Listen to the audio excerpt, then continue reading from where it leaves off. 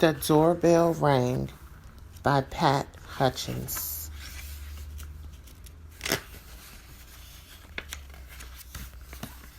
For Jack and Charles.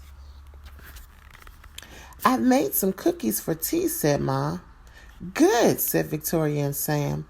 "We're starving." "Share them between yourselves," said Ma. "I made plenty." "That's 6 each," said Sam and Victoria. "They look as good as Grandma," said Victoria.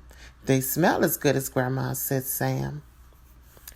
"No one makes cookies like Grandma," said Ma, as the doorbell rang. It was Tom and Hannah from next door. "Come in," said Ma. "You can share the cookies." "That's 3 each," said Sam and Victoria. "They smell as good as your grandma," said Tom. "And look as good," said Hannah.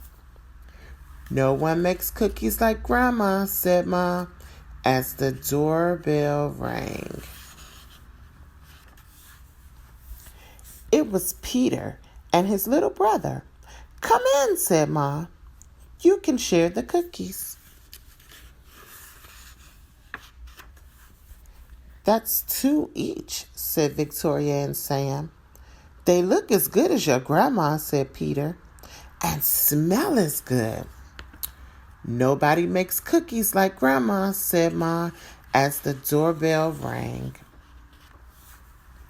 It was Joy and Simon with their 4 cousins. "Come in," said Ma. "You can share the cookies." "That's 1 each," said Sam and Victoria. "They smell as good as your grandma," said Joy.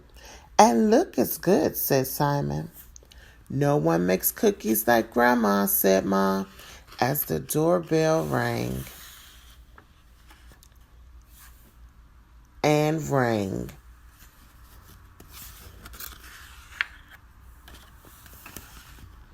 "Oh dear," said Ma, as the children stared at the cookies on their plates. "Perhaps you better eat them before we open the door."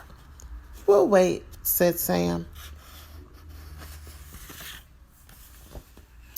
It was Grandma with an enormous tray of cookies. "How nice to have so many friends to share them with," said Grandma. "It's a good thing I made a lot." "And no one makes cookies like Grandma," said Ma, as the doorbell rang.